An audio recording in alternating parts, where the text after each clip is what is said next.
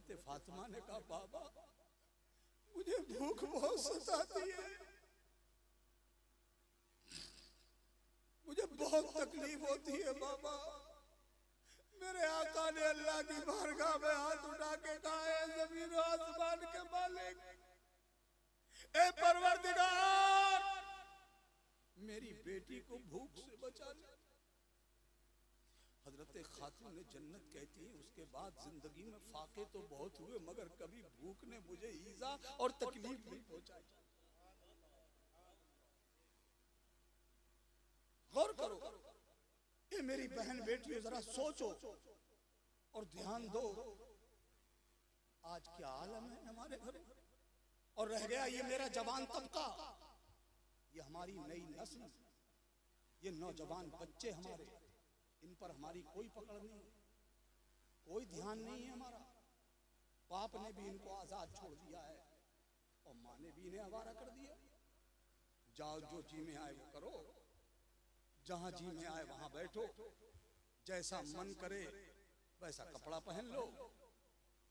कोई बाप कोई माँ आज अपने बच्चे की संगत, सोसाइटी, बच्चे के रहन सहन, बच्चा किन लोगों के साथ में जिंदगी गुजार रहा है, वो किसके यार दोस्त कौन लोग हैं, उनका बैकग्राउंड क्या है, वो किस किस्म के लोग हैं जिनके साथ मेरा बच्चा रह रहा है, ये कोई ध्यान नहीं दे रहा।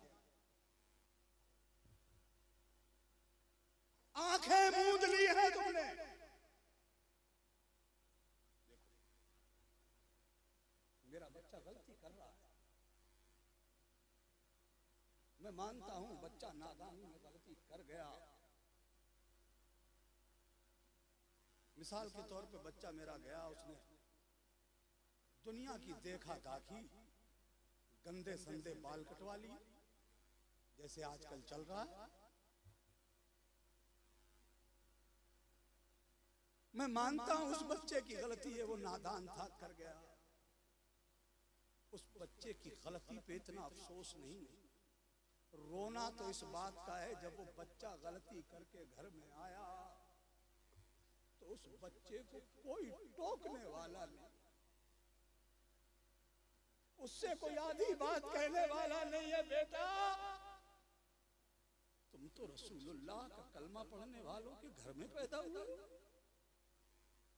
तुम एक मुसलमान घर में जन्म लिए हो, तुम्हारा तो ये हुलिया नहीं होना चाहिए। तुमने किसको देख के ये बाल कटवा लिए हैं, इस तरह के ऐसे कपड़े जो तुम पहन रहे हो, गले में जंजीर लटकाए घूम रहे हो, हाथ में कड़ा पहने फिर रहे हो, ये तुमने किसको फॉलो किया है, तुम किसके नक्शे कदम पे चल रहे हो? कहीं तुम बंबई के गुंडों के पीछे तो नहीं लगना चाहते हो, कहीं तुम इन नाचने वालों के नक्शे कदम पे तो नहीं चलना चाहते हो? तुम्हें ऐसा नहीं होना चाहिए। तुम्हें किसी दुनियादार को फॉलो नहीं करना है, तुम्हें अगर फॉलो करना है तो करबला के इमाम हुसैन को फॉलो करना है, बगदाद के गौसे आजम के नक्शे कदम पे चलना। ना माँ कह रही है ये और ना कोई बाप कह रहा है। अफसोस इस बात, आंखें बंद कर लिए। फिर हाल ये बना दिया हमने आज, किसी का बच्चा चाहे वो लड़का हो या लड़की हो, गौर से सुनना मेरी बात, लड़का हो या लड़की हो, कितनी बड़ी गलती करे, हमारे मोहल्ले, हमारे गांव, हमारी बस्ती, हमारे मुआशरे का कोई आदमी उसे गलती करते हुए देख ले तो अपना मुंह सी लेता है, कह नहीं सकता, जबान पे ताला लगा लेता है। क्यों? इसलिए कि अगर मैं शिकायत करूंगा तो बजाय बच्चे को समझाने के या सजा देने के मुझे सजा दी जाएगी। तुम मेरे बच्चे को इल्जाम लगा रहे हो।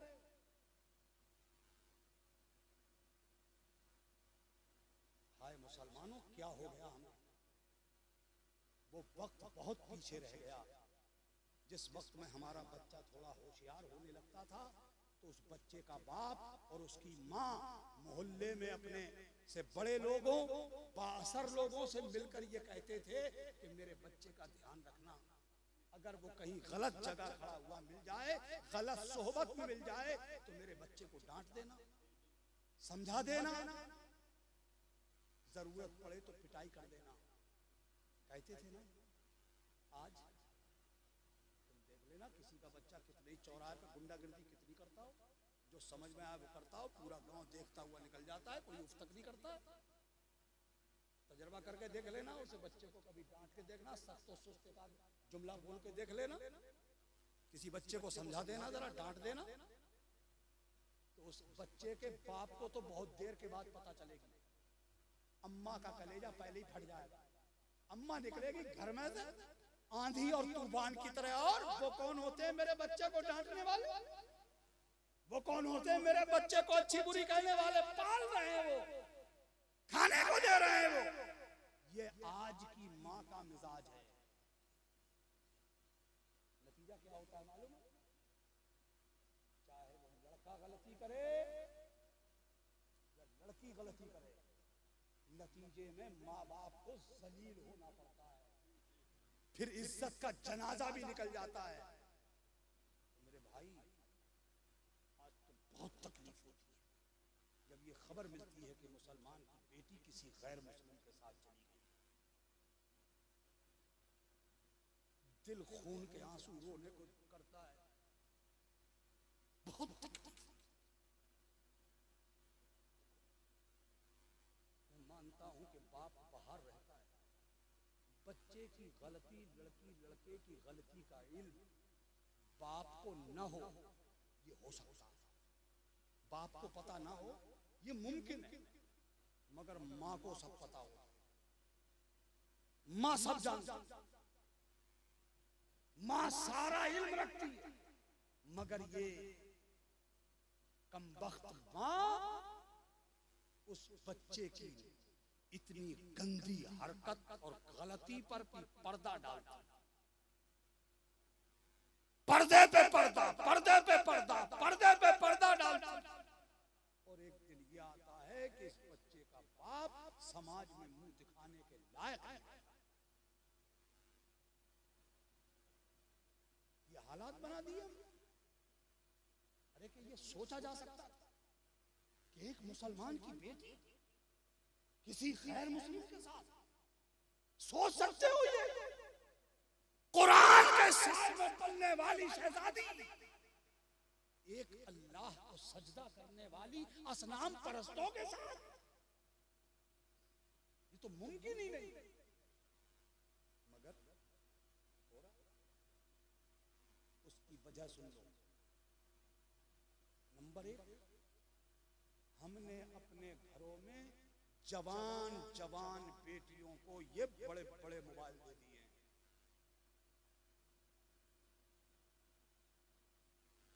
बात कड़वी तो है मगर सच्ची है। देखो, इसी मोबाइल के जरिए से दुश्मन हमारे बेडरूम तक आ गया, हमारे घर में घुसाया दुश्मन। तुम्हें जलील करने की कोई राह छोड़ी नहीं जा रही है। मुसलमानों को हर तरह से इतना जलील कर दो ये सर ना उठा पाए, प्लान है बाकायदा तौर पर। फिर देखते नहीं है, रोजाना आप खबरों में मोबाइलों में देखती होगी, मुसलमान की फलां लड़की चली गई, फलां साहब को फलां के साथ में वो ले गया, और कुछ दिन के बाद पता चला सूटकेस में लाश निकल गई।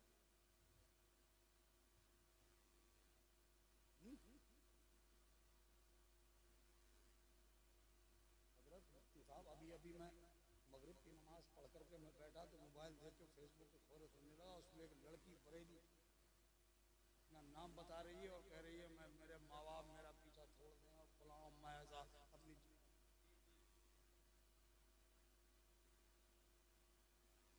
खुदा की कसम इतना रोना आता।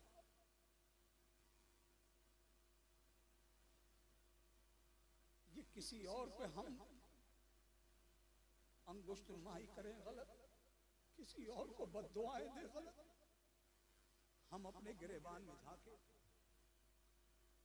हमने खुद गड़ा खोदा है। तो किसी कहने वाले ने बड़ी सच्ची बात कही थी, दिल के फफूले जल उठे, सीने के दाग से इस घर को आग लग गई, घर के चिराग से।